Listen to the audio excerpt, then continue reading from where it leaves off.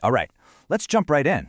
We're going to talk about a treatment for digestive health that, yeah, it might sound a little out there at first, but trust me, it's backed by some seriously impressive science. We're talking about gut-directed hypnotherapy. You know, for so many people, digestive trouble is this constant, frustrating battle. But what if the real problem isn't just in your gut?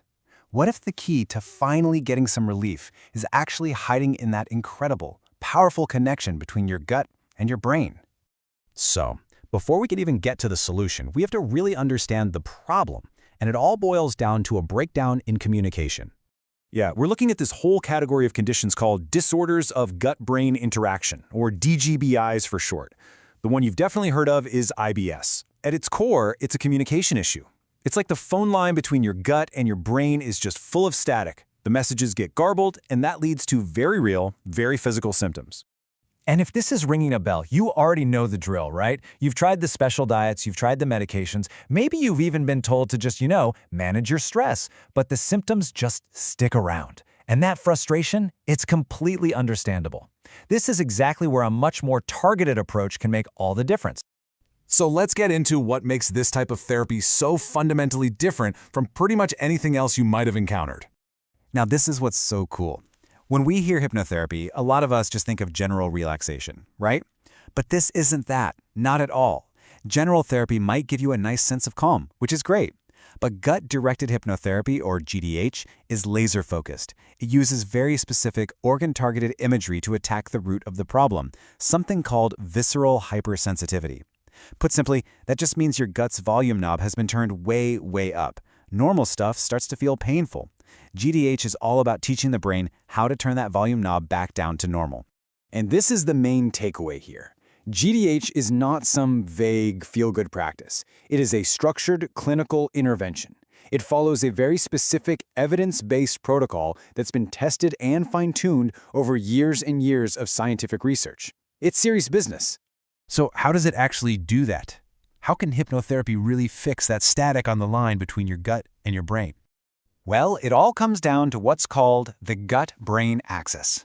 I want you to picture a massive, two-way superhighway of information, with signals constantly zipping back and forth between your digestive system and your brain.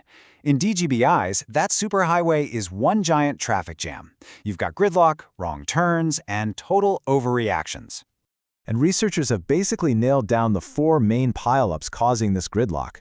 First, you've got visceral hypersensitivity. Again, that's the gut's volume knob being turned up to 11. Second is central sensitization, where the brain starts freaking out and amplifying those signals, turning a whisper into a full-on scream. Third, there's autonomic imbalance, where your body's fight-or-flight system is just stuck in the on position. And finally, attentional bias, where you start to become hyper-aware of every little rumble and gurgle, which of course just makes the whole thing worse. And this is where GDH comes in like the ultimate traffic controller. It addresses every single one of those pileups. That deep trance state, it calms down that overactive fight-or-flight system. The gut-specific imagery, that helps the brain reinterpret and normalize those signals, turn down the volume. Post-hypnotic suggestions, they help you break that hyper-focus on your gut. And the between-session audio tracks, that's just rehearsal, cementing this new calmer communication pattern until it becomes second nature. It's a complete toolkit for the job. Okay, so that all sounds fantastic in theory, right? But the big question is, does this stuff actually work in the real world? Well, the data is kind of shocking, actually. Get this, 70 to 80%. That is the response rate that gut-directed hypnotherapy has shown for IBS patients, and not just in one study, but across multiple high-quality clinical trials. That is a stunningly effective number. We're talking as good as, or in some cases even better than many standard medications. And no, this isn't some fringe idea from the wellness world.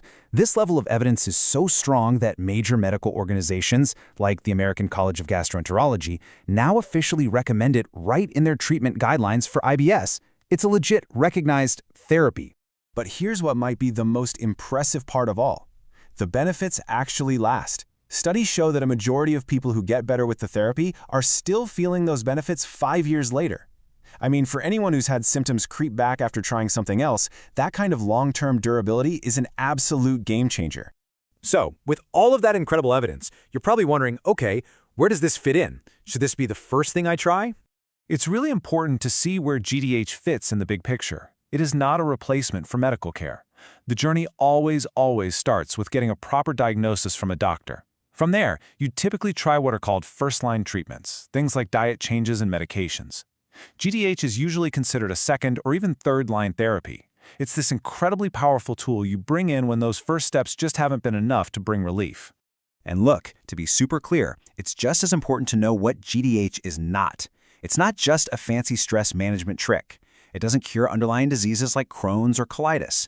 It absolutely 100% does not replace a proper medical evaluation. And it's not a quick fix. This isn't a one-and-done kind of deal. It's a full course of therapy, usually around 7 to 12 sessions, all designed to create real, lasting change. So, what we've seen is how a truly targeted psychological approach can literally rewire the conversation between our mind and body to change our physical reality. It really leaves you with a pretty profound question, doesn't it? If we can teach the gut and brain to speak a calmer, healthier language, what other incredible conversations are just waiting to be had inside of us?